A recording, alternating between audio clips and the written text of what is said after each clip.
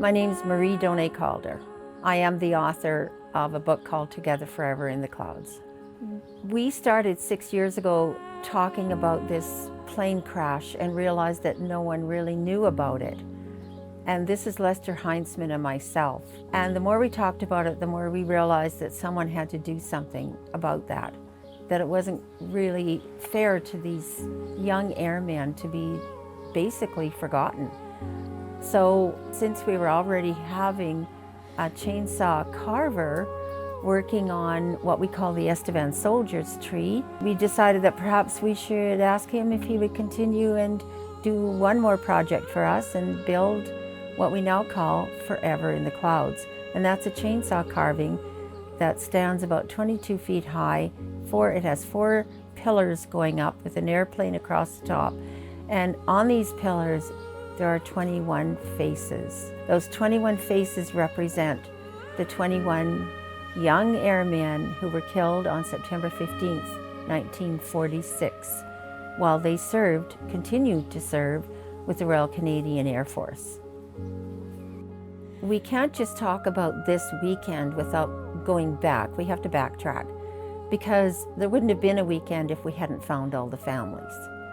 And the impetus to find the families was created by the lack of photos that were provided to us for these 21 airmen in order to build the chainsaw carving in the first place.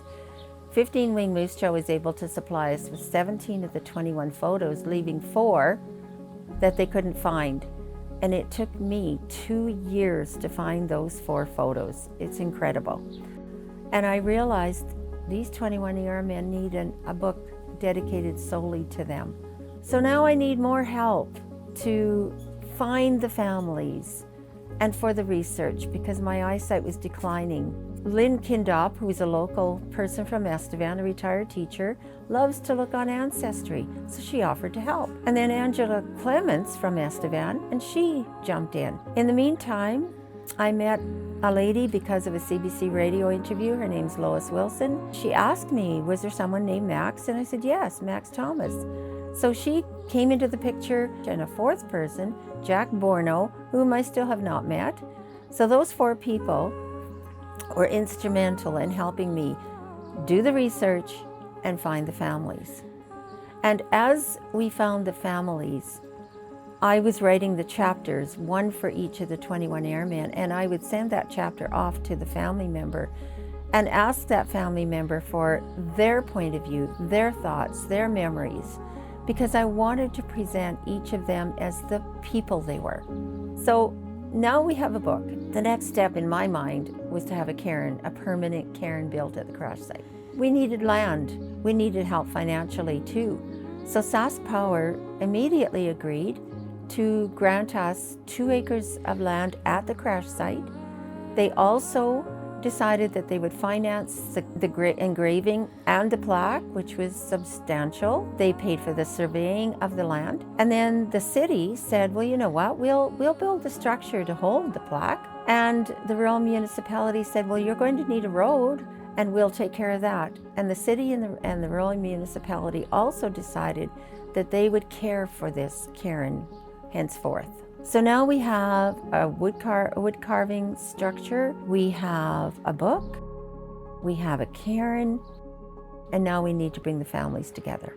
There are 4 active committee members with my husband and Malcolm Wilson working on the sidelines in the background. But there's myself and Lois Wilson. There's also Ellison Holzer from Estevan and Wayne Younghusband. Wayne is the only one of us who's actually blood related to any of these airmen, and he is the nephew of pilot Harry Cowan. During the Commonwealth Air Training Program, a lot of aircraft were required in order to train pilots from other countries here. Canada couldn't provide all the aircraft, so a lot of them were loaned to us by the States.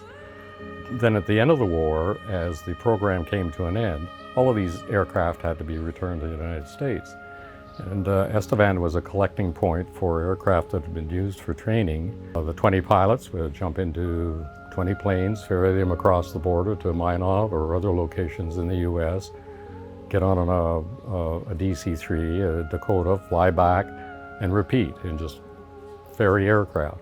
And unfortunately, in this one day with the coming back to Estevan, there was a problem with the aircraft and it crashed, and all of these pilots who'd gone through the war and had very distinguished combat records, flying records, were killed, and they were young men.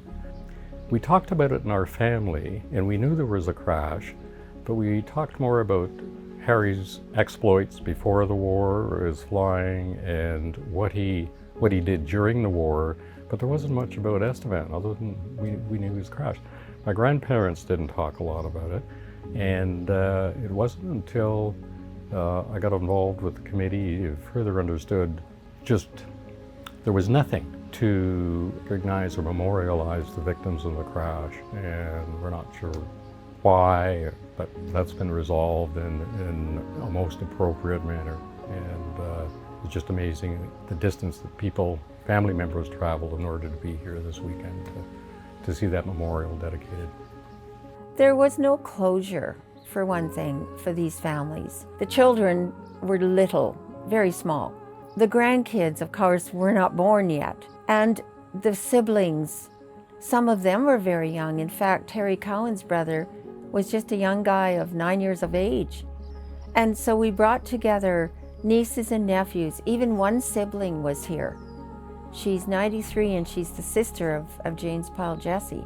And they were able to share their stories and share their grief and bond together. And they told me that it brought closure to them. It was something they'd been seeking, searching for over the years. We wanted them to come together and celebrate the lives of their loved ones. And not just the families celebrating their lives either, but the community at large.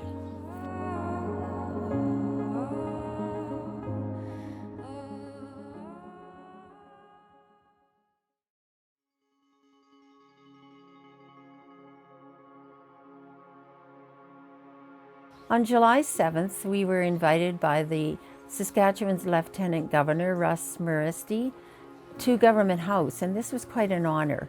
He wanted to meet the families of these 21 airmen, and so that was the beginning of our celebrations.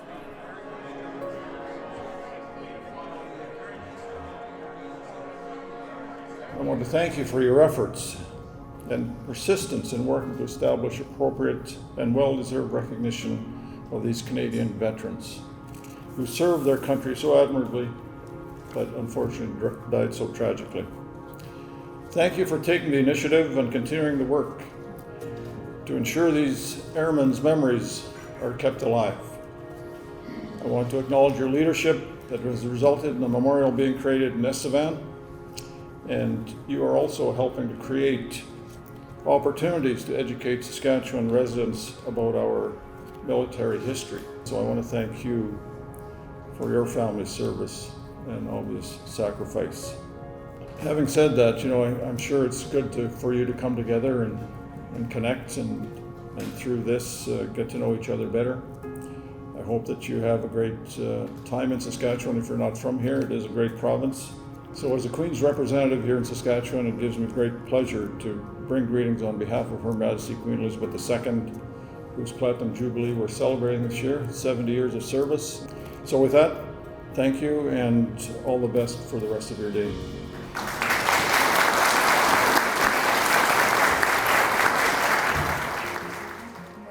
I'm so grateful that everyone could be here. And I'm so delighted to finally meet the people I've spoken to on the phone and I've emailed and so on and so forth. And I want to thank everyone involved. And every person in this room has been involved in one way or another. You've made us proud to be Canadians. We are so thankful to their service. But I want this to go beyond the 21 airmen. I'd like this message to reach out all across the land and show that, we really do not forget.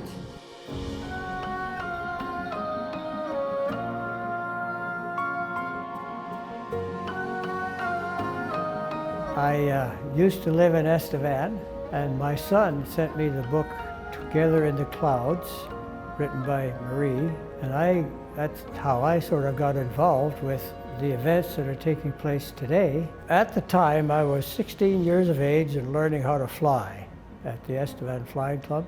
I had made my first solo on September the 11th, which was the Wednesday.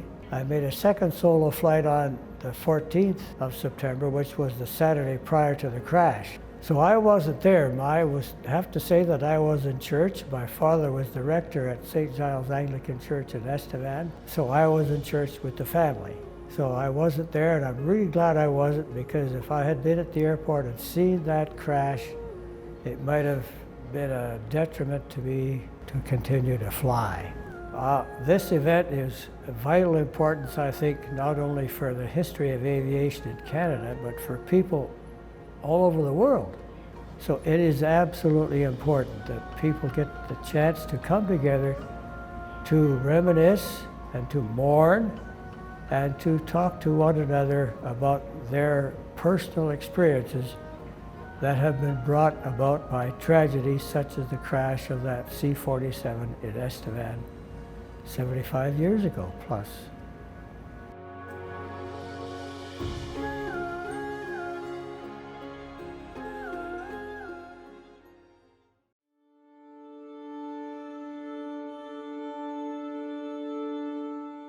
They were here in Estevan for July 8th, which was Friday, and this is when we had tours, guided tours out to Lester Heinzman's acreage where the Forever in the Clouds monument is. And when the families arrived out at Lester's acreage, they were so excited. And they walked around the carving, the structure, and they were trying to figure out which one represented their loved ones. And in doing so, they were interacting with each other, which of course was our hope. Our goal was to have these families come to know each other to the point where they'll want to continue a relationship. I think it's pretty obvious when you look at the monument that Darren Jones carved for us, for our 21 RCAF airmen. I believe it's really obvious to everyone how much he poured his heart and soul into this sculpture. Concurrently with that, Craig Bird from the Southeast Military Museum was doing a presentation in the Legion Hall, and he was talking about the British Commonwealth Air Training Plan. So those two were going on at the same time. We also had the Legion Hall open for a social for all of these families and for ourselves to be with them, followed by a banquet. My name is Tom Scott of McRoberts Polton. Robert McRoberts, I always knew him as Scotty, is my biological father. I was 9 months old when Scotty died. The only way I knew of him was the stories that my mother would tell us when we were at home, and the memorabilia that she had kept. And going back, looking at this memorabilia and then asking questions about her, and then of course coming to this weekend and having it all come together is just amazing. The fact that I've met a family that I never knew existed before, read a book that I just think is beyond imagination. I just can't thank Marie enough for having written the book, because it explains so much about stuff that I did not know. And being able to get together with all of the people that are here from the airmen, there's nothing bad that you could not take away from this weekend. I'm Roberta Bouchard. My grandfather, Camille Bouchard, was one of the airmen who died in the accident. I'm here representing the Bouchard family. My father, his son, should have been here this weekend and was unfortunately unable to come. So some of the memorabilia that I brought, one is actually a piece of the plane, which there's a great story. Years after the accident, my dad was a professional working in the government and was speaking to a colleague of his about the accident and how his father had died, and the woman that he was speaking to said that plane crashed on the farmer's field that belonged to my family, and my father has a piece of the plane. And that's how that's how our family ended up with it. That looks like molten lava, essentially. It's a piece of melted aluminum, I guess would be best way to describe it. We have photographs of the airfield right after the crash. So you can still see the smoke billowing into the air, and then other photos of the airfield long after the accident, but also photos of my grandfather when he was still alive before the accident, during his time serving as a RCAF pilot. And I mean, I think that's the thing that's captured in a lot of these photos, is these men were so young and often, got married just before they served or during their service, and probably spent very little time with their new wives and very little time with their new children. But those moments are captured. That's the photos that I have. My name is Dorothy Kaywood Jesse Jones, and I am a sister of the late James Powell Jesse. And I was 17 when he was killed. It was my first day at college, and I was sitting outside waiting my turn to go in and talk to someone. And while I'm waiting, I get a phone call, which was just unheard of. And it was the wife of one of my brothers, and she called to tell me what happened. And we were just devastated, I'll tell you, because we thought he'd been through the worst and was going to be with us more. It was just something unbelievable to us when it happened. I began to think about it, and I thought, oh, don't do that. I don't think they'll let me go anyway because I have this condition. The more we talked about it, the more all three of us, my two children and I, wanted to come. And so we did. And we've enjoyed every minute of it. And I think they've made a photograph of every little statue, every little thing they can find. They should have a whole book full when they get through. But they've enjoyed it tremendously. And of course, all they've ever done is hear about him, never, seen pictures too. I think it's always good for us to have memories. It has a lot to do with the kind of people we are, how it affected us, and what we think about it. And of course, my children and nieces and nephews and so forth, they don't remember any of their people like that, like I do. So I tell them things sometimes, something I think they might find of interest.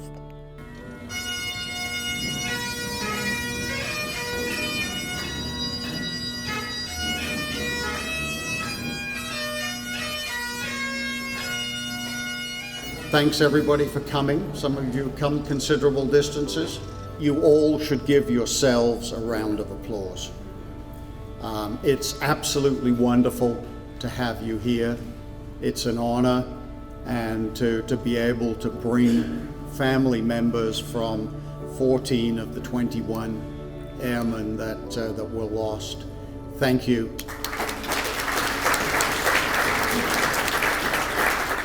Okay, Holy Spirit, thank you. Oyati, Wani, Watrinkia, Dakawakan. We just look after all the people, look after the young and the people that are working. Thank you. Amen.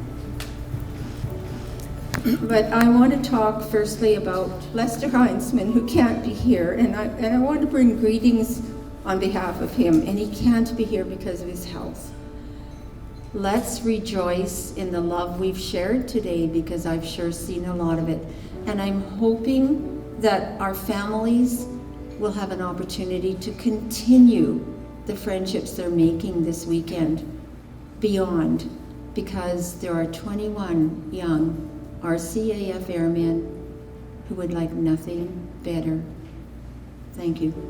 On behalf of our National Chair, Terry Chester in Comox, BC, and our Executive Director, Dean Black in Ottawa, I'd like to bring greetings from the RCAF Association to everyone here for a fantastic job. Recognizing these 21 men is no small feat, and I'm really, really glad to see everybody remembering the sacrifices that they have made. Thank you very much. On behalf of SaskPower, our minister of SaskPower, our board, our executive, in fact, all of the employees of SaskPower, it's my honor to greet all of you, and it's truly an international event. When you see the pins in the map, from not just in Saskatchewan, Canada, but actually internationally, all the way from Europe, in fact. And not only is it an international event, but it's intergenerational as well. When you look around the crowd and you see the multiple generations here, this is truly a remarkable event. On behalf of Premier Moe and the government of Saskatchewan, we truly appreciate the sacrifice that your family members put forward for our country and our nation and our province. And through the miracle of technology, Robert Kitchen, the MP for Souris Moose Mountain. Hi, I'm Dr. Robert Kitchen, your Member of Parliament for Souris Moose Mountain. Unfortunately, I'm unable to be there with you in person today, but I wanted to send over a few words to mark this important occasion commemorating those who tragically lost their lives in the 1946 plane crash. On September 15, 1946, Canada lost 21 men in a plane crash that occurred just south of Estevan, very near the location of the newly unveiled Cairn. This tragedy is the second largest plane crash in the history of our country, and it deserves a marker to pay tribute to the brave men who died while serving honorably in the Royal Canadian Air Force. While the crash may have happened during a time of peace, these men still made the ultimate sacrifice in service of their country, something that shall never be forgotten. This cairn provides an important place where people can come to honor and reflect on the 21 lives that were sadly lost that day. I would like to thank the committee that has worked so hard to make this tribute happen, especially Marie Calder, Alison Holzer, and Malcolm and Lois Wilson. Your dedication to keeping the memory of these men alive is extremely admirable, and I deeply appreciate all that you have done to ensure that they are remembered now and into the future. Finally, I would also like to recognize the family members of the fallen servicemen who have come to Estevan to be a part of the Cairn unveiling and dedication. The sacrifices that were made by your loved ones are what allowed us to live safely and peacefully in this incredible country. And I hope that by having a physical place to pay tribute to them, you can find some closure and peace despite the tragic circumstances. Their country needed them, they answered the call, we shall not forget. Those of us that understand and do care have a duty to share with those so that we don't forget. And I really appreciate what happened here. In Brandon, on the wall in Brandon, we've made a memorial wall based on the book that was written by some of our past members, or one of them still surviving, called They Shall Grow Not Old. And it's a short biography of 18,039 souls that lost their life in World War II in the RCAF uniform. These poor fellows that we're celebrating today, they're not on that wall because it happened after the war, right? But they're just as important. Those young lads had a home, they had someone who loved them, they had a mom, they had all of that. And a lot of you are family. My name is Eleanor Jones, and my brother Jim and I brought Dorothy Jones all the way from Tennessee in the States. She's the surviving sibling of her brother James. I've heard about James my whole life. She was 17 when he passed away. And I think it means the world to all of us to come here. And when she decided about 4 weeks ago that she was going to be well enough and able to make this journey, well, we jumped into action and we got her a passport, and somehow my colleagues gave me 2 weeks off work, and I stuffed her on a plane. We had 3 plane legs and a drive from Minot, North Dakota. But this is a really wonderful event, and we're just all so delighted to be here. It's very good for us to be here today. It makes our heart really glad to be able to be welcomed here, to be able to shake your hands and to share these stories and to hear these stories. And I think about, my father and the humility that he has, and that's what they carry as soldiers and as warriors. They don't tell their own stories, and that's why we need to remember those stories, and we need to share those stories. Honored and very proud to be with my father here today, and I'm very, very thankful that you have invited us to become a part of this or to take part in this ceremony. Thank you. I was 6 when this crash happened. but I do remember him, and I feel really blessed about that. I feel really sad, I guess, when I think of my grandma. She had her two youngest sons, both went off to war. Uncle Bill was a pilot in Bomber Command with the Lancasters, and he came home.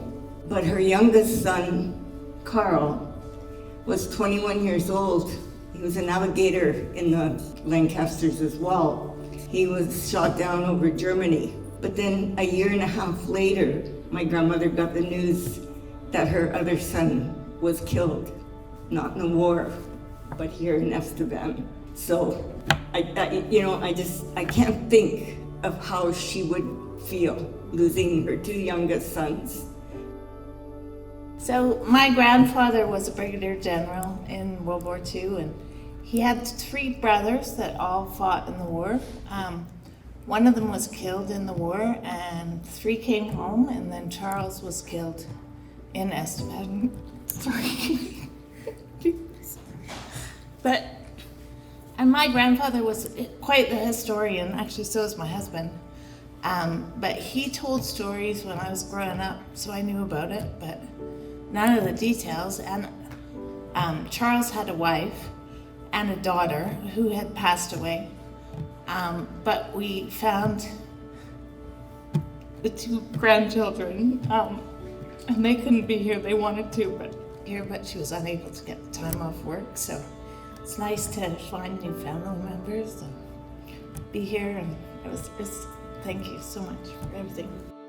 Lots of the people in the crash died, but we will always show them respect with thank you and kindness and blessing.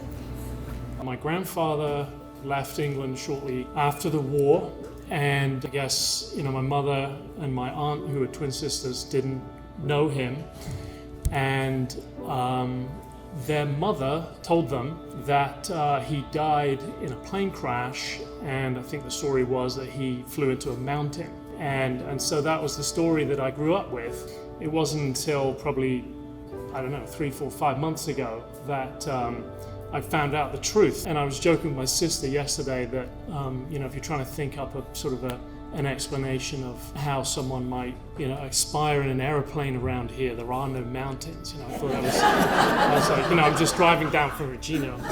Yeah. This is such a small appreciation from all of us to say thank you for all the diligence, the tenacity that you continue to do all these years to find all of us, to bring us together, and to help you write this book. So on behalf of everyone, thank you so much. Thank you.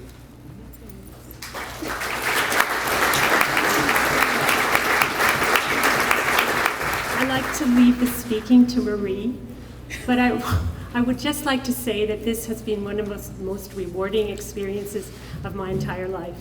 I've met so many amazing people, and I hope that we will remain friends forever. Thank you so much.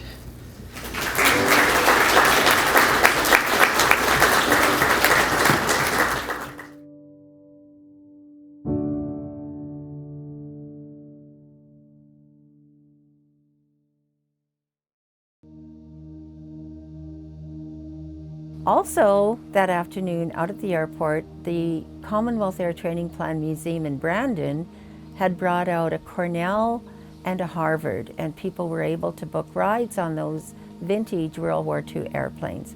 All of that was happening on Friday.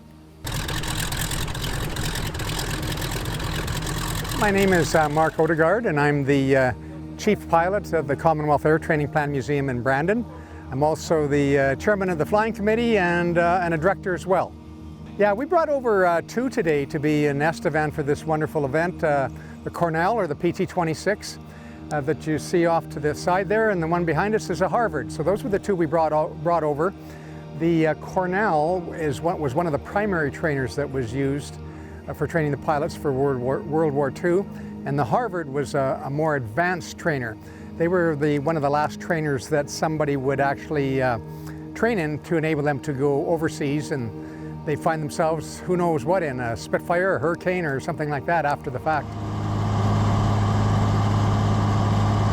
Well, you know, I first heard about the event a couple of years ago from Lois. She got a hold of me and said what they were doing, and I thought, what a wonderful event. It's very much in keeping with keeping history alive and understood, much what we do at the museum in Brandon. And so it just fit hand in glove, and we wanted to be part of it and add to the passion of the event. I'm John McNary. I'm currently serving as the president of the Commonwealth Air Training Plan Museum in Brandon, Manitoba. As you can imagine, maintaining and operating these aircraft it can get fairly expensive.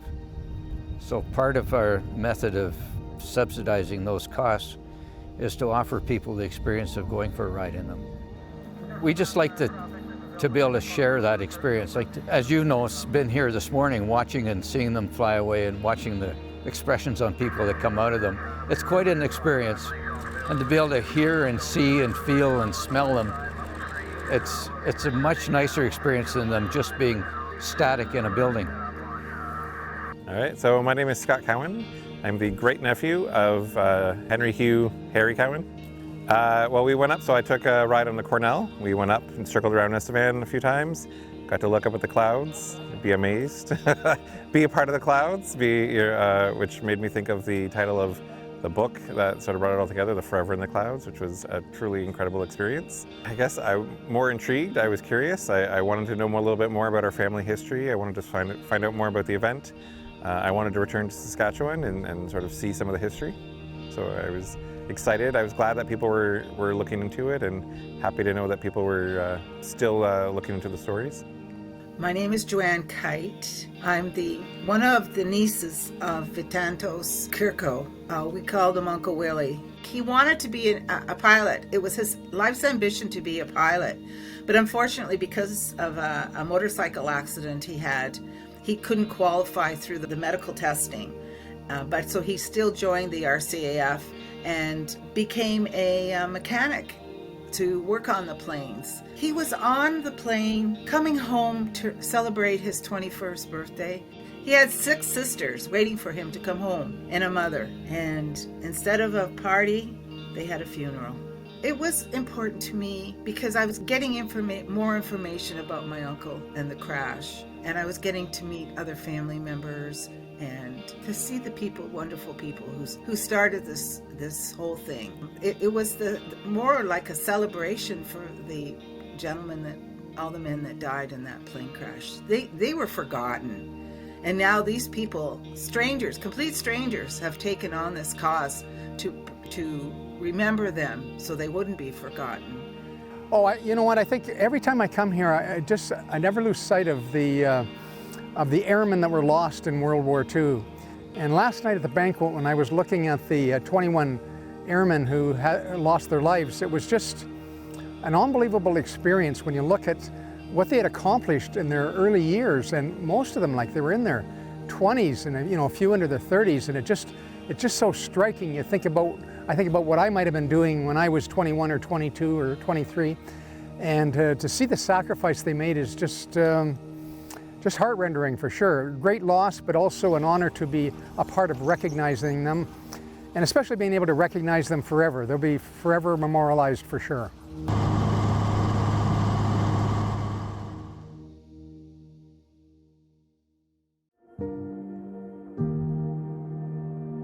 On Saturday, the cairn I mentioned earlier was dedicated. So we had that dedication ceremony. We had 2 flyovers from the British Commonwealth Air Training Plan, as well as one from the Royal Canadian Air Force. On behalf of the Forever in the Clouds Memorial Committee, I welcome you to this special occasion. We've been planning for a number of years now, and we're just so excited that we can finally gather together to remember. It was wonderful to see last night at our banquet how strangers from 21 families have come together to be family members. It's been fabulous. I also want to mention that as we gather here today, we acknowledge that we are on Treaty 4 territory and the homeland of the Métis. We pay our respect to the First Nation and Métis ancestors and reaffirm our relationship with one another. I want to pay homage to what I'm holding in my hand here. This man, Al Ennis, passed away Remembrance Day. His wife said, I think he chose the day. But he passed away November 11th, and I was able to meet him. He lived in Victoria. He was with the RCAF at the time of the crash, and he traveled here from Portage la Prairie and was part of the rifle party at the mass funeral. And it was his wish to be here. And unfortunately, it's only his ashes. But I wanted to recognize him. His wife, his daughter, his granddaughter, and his son-in-law they're all here. I just want one more time to say how much we, our committee, appreciate your support. And please, let's keep on supporting each other, and let's as Canadians, let's give thanks.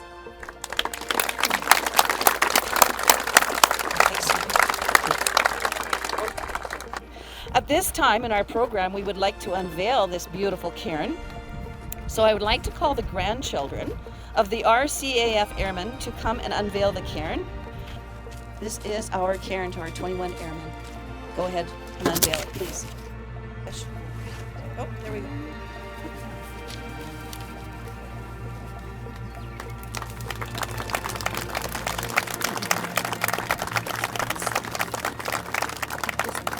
Some of the words that my father had shared with us to share with you today is that there's a few moments in life that we are all joined and united, and that is at birth, when we all enter this world and our spirit cries out because we know of the foes that we are to face, and in war, when we join together to stand up against adversity and evil and wrongdoings and injustice.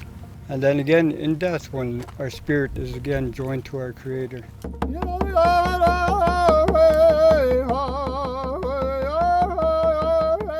And at this point, we're going to have the laying of the wreath by the children of the RCAF airmen. So if we could have all of the children of the RCAF airmen come forward, and we'll have the laying of the wreath.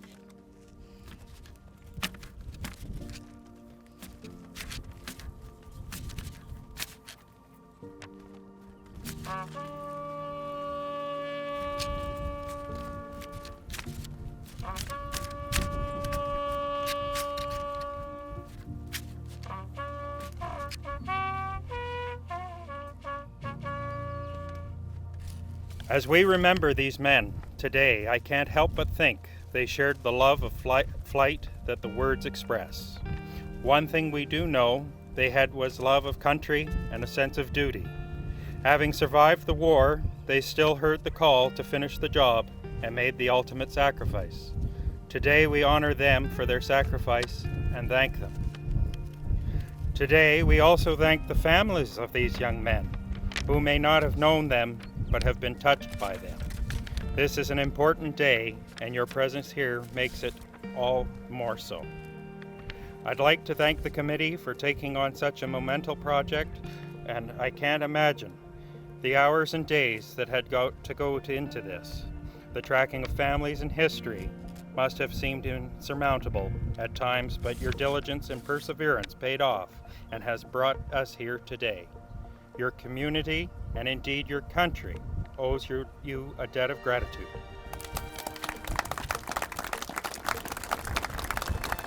It took until I was a young man to question and wonder why the crash wasn't publicized or memorialized.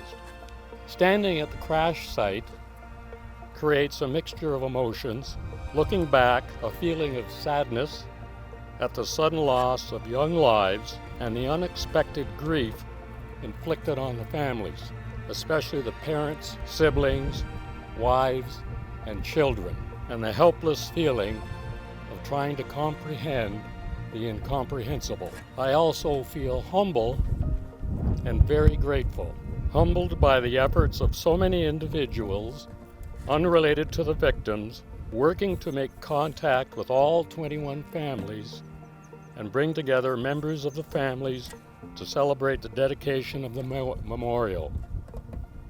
I feel just plain happy for the opportunity to have met and visited with the other families to talk about their journeys since the crash.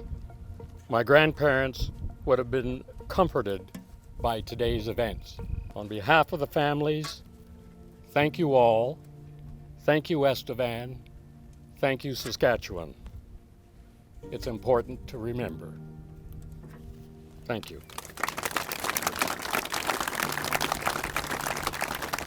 We are gathered here today to commemorate the lives of 21 airmen, 20 pilots, and 1 ground crewman. It is important to remember these brave airmen so that their sacrifice was not in vain. They died in peacetime, which means they did not get a proper recognition at that time as fallen heroes. Today's ceremony and the ones that took place in the past years serve to correct that and honor those men who served our country and made the ultimate sacrifice, either in war or in peacetime. Today, as we mark the 76th anniversary of this tragedy, let us remember them. Let us make sure their sacrifice will not be forgotten. And let us take this opportunity to raise awareness about the role they played so that we could all live in peace. As a committee, we want to truly thank all those that made this cairn possible, as well as the weekend memorial possible. And I think just a reminder to the family, we would like them to stay after for family pictures following the dedication. In closing, I would like to ask Legion member Troy LeBlanc to the forward. He is going to give a final remembrance. Following the final remembrance, we will have our party, our guest speakers, marched out by the color party. They shall grow not old, as we that are left grow old. Age shall not weary them, nor the years condemn. At the going down of the sun, and in the morning, we will remember them. Flag party, attention! Flag party, carry colors.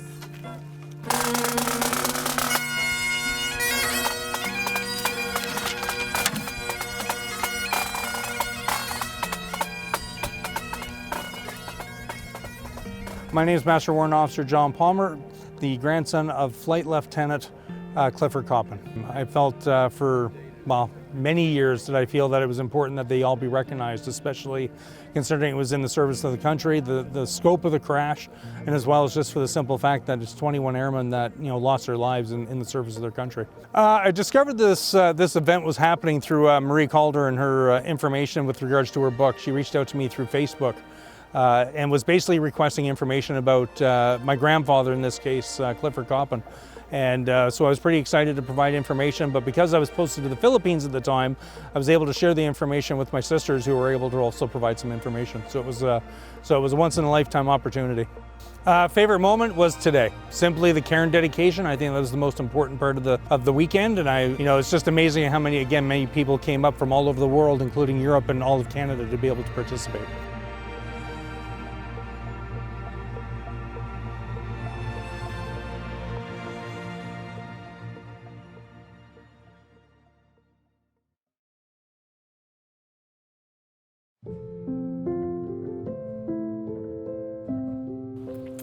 We then went from the Cairn site, which was at the crash site south of Estevan, to the airport where we had a barbecue, and again we continued these rides with the vintage World War II airplanes. Also at the same time, the Estevan Flying Club was hosting a fly-in, so there were other planes flying. So we brought in other families and pilots and so on from the greater community to mingle with us and get to know some of the families. Okay, my name's Jack Perry, and my father was William Perry, one of the pilots that was killed in the crash at Estevan. Well, one of the things I always get asked, what is questioned about my father and that. What I have to look at people and say is, really, I never knew my father. I was only 2 years old. After my father got killed, my mother moved back east in Ontario. Of course, my dad was from Saskatchewan. So my mother never wanted to talk about the accident at all, of course, for good reasons. And I never got to talk to my aunts and uncles because they were in Saskatchewan. And communication back then wasn't like it is today. So I really didn't know a lot about my dad. I know more about him now, I think, just because of this event. I'm pretty happy because my daughter got to come along too.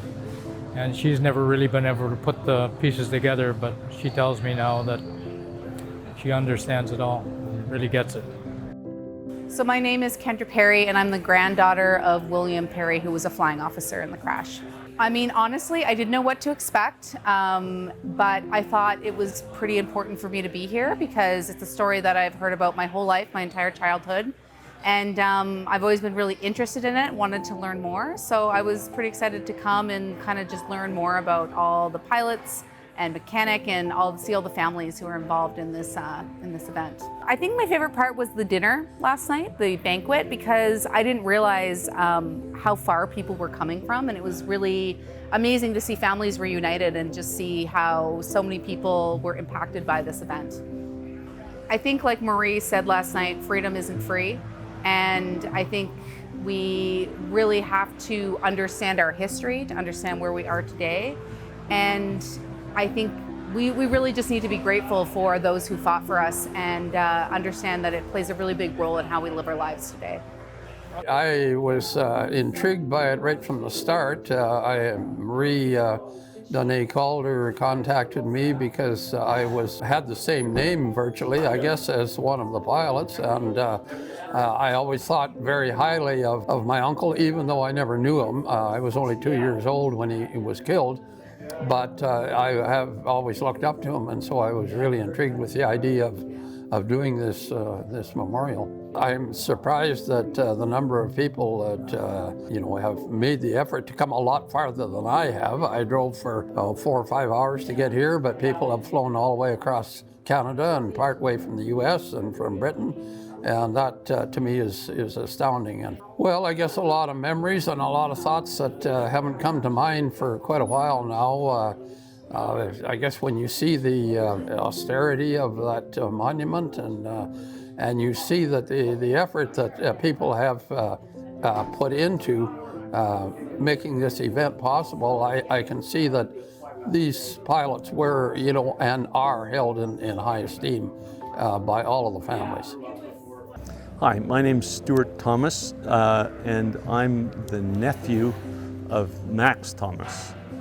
I would have to say my favorite part of the weekend was the second plane flight, where I was passenger behind the lead plane that did the flyover at the Cairn Dedication, and I had responsibility for receiving the information from the ground as to when the appropriate time would be to fly over. So it was like being part of it. It was like having a mission, an aviation mission. My name is Louise Murphy. I'm the daughter of Flight Lieutenant Lou Murphy. I have a twin sister, Jackie, as well. We were both born on 4th of March 1946, 6 months after our father was killed in the crash. A couple of years ago, I'd found a grave, and we'd found our father's grave, and we posted a little note saying from Louise and Jackie, his daughters. So I guess that's how they traced us. We knew very little at all about our father, but now we've learnt so much information. So we'll be taking all the information back that we've learnt about his past and all his flying records. We can delve into all that kind of thing now, so we'll have a full picture. Because when we were little children, all we knew from my mum was that the aircraft that killed our father was 21 pilots aboard, flew into a mountain, and they were all killed. Now, obviously now, there's no mountains in Canada hardly, so that wasn't the correct story, but that's what we were first told when we were little children. So, but obviously now we know the real truth about the whole thing. The nicest, most emotional, exciting moment was the unveiling of the plaque this morning. Knowing that it's going to be there forever, so it's nice to know. My name is Bonnie Pritchard, and I'm very proud to be the niece of Flight Lieutenant Robert Cowan McRoberts, Uncle Bob. I was really excited because finding out that the history was lost. People got on with their lives and people didn't really know. Canadians don't know, even people in Estevan didn't know really what happened there and how horrific it was and how it changed the lives of so many people, including my family. It affected our family, I think, in more ways than I think my generation even really can comprehend. My grandmother wasn't at the funeral, so I think it really took a toll on her. And then to also lose her grandson. We lost touch with Rose and Tommy. So she not only lost her son, she lost her only grandson, because we're all girls. So it was pretty horrific. The key takeaway is meeting all the other family members and seeing how many there are, and also seeing people from Estevan, especially today, that came to the dedication of the Cairn, where the crash site actually occurred. They weren't related to anyone, but they came to show respect. That means a lot to me. To conclude the 3-day event, there was a church service at St. Giles Anglican Church here in Estevan. That was Saturday evening. I remarked to my husband a couple days ago that the thing that is so remarkable to me is how very young these men were. So young. And yet they were veterans. They had fought for their country and lived through it, only to lose their lives in an accident in peacetime while still serving. I look around at the young men that I know of about that age, and I try to imagine the loss of any one of them, and it's heartbreaking to think about. I would like to think that your ancestor or relative, they would be so proud. And I am sure that you are so proud of them. But along with the pride comes a certain sadness for the things they would never experience, never know. The children that they would not know, the grandchildren, never be a part of. While this weekend may have brought up some heavy thoughts or sorrow for you, it is my prayer that you are also blessed. I heard last evening how families had found missing members, renewed relationships. People have made new friends, and indeed, you have become a new community, a new family. I saw laughter amidst tears, and all of this is blessing. When you return home, may your memories of your loved one be comforting, and the memories of this weekend bring you a sense of peace.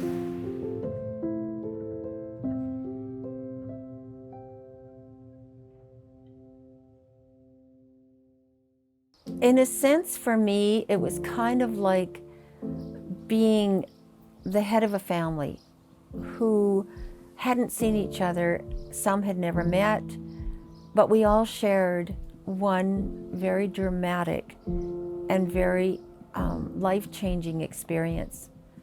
I guess I felt protective of them, and yet I was able to step back and see my opportunities and my work and my efforts to help them find peace, but they were helping each other, and it was rewarding for me.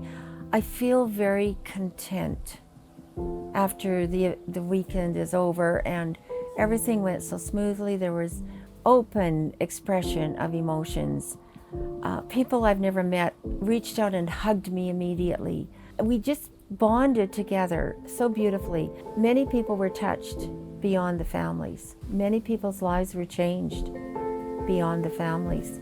And it's my hope that after all of the efforts put into this by all of us, that a message will be received by all who serve. I don't just mean military, but our police forces, our firemen, our first responders, anyone and everyone who serves us. I hope that they'll get the message that we aren't going to forget them. And yes, it's been 76 years, it will be in September, but now they'll never be forgotten. And I'm hoping that those who serve us understand that years can go by and you think you're not being remembered, but you are. You know, other people organizing this might have said, okay, well, we've got the monument up, it's dedicated, it's a sacred monument now after the dedication. That could have happened, but what in fact happened was that through the diligent work of a number of thoughtful people, family survivors were contacted. So rather than being a dedication of a monument, this became much more because of the family members involved. And I think that just makes it that much more significant. And now we have a video record, these people have the memories, they've made some new friends. It just, you couldn't paint a better picture of the way that this happened, in my opinion. This event is of vital importance, I think, not only for the history of aviation in Canada, but for people all over the world to come together to remember the sacrifices that have been made by people.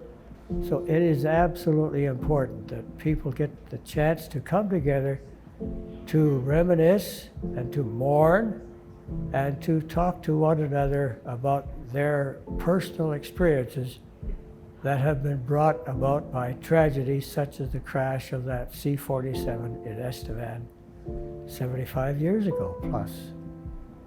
This is a part of history that just cannot be forgotten. Even though these men died during a peacetime, it is the same as if they were killed during the war, okay? And we always remember our vets, whether it's wartime or here again, whether they died during peacetime. So I think it's important that they not be forgotten and that they actually gave their lives for their country.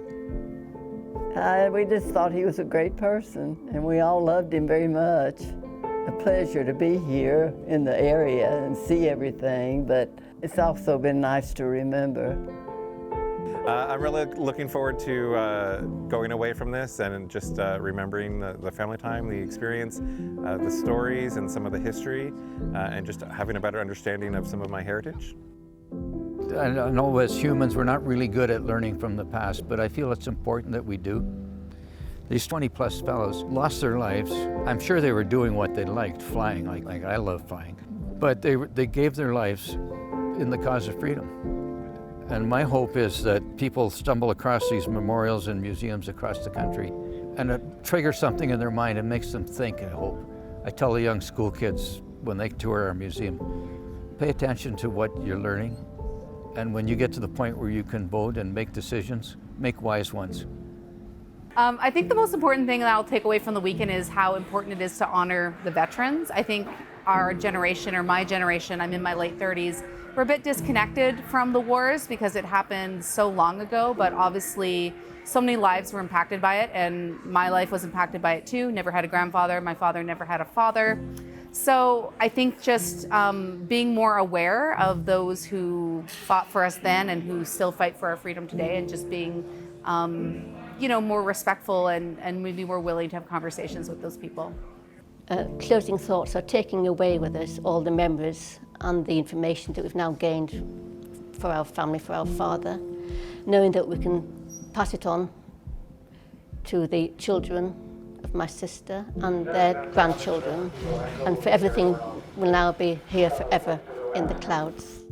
Because these airmen, I think, thought they could bring the plane down because they had flown in worse conditions, they thought, than just having an aileron lock.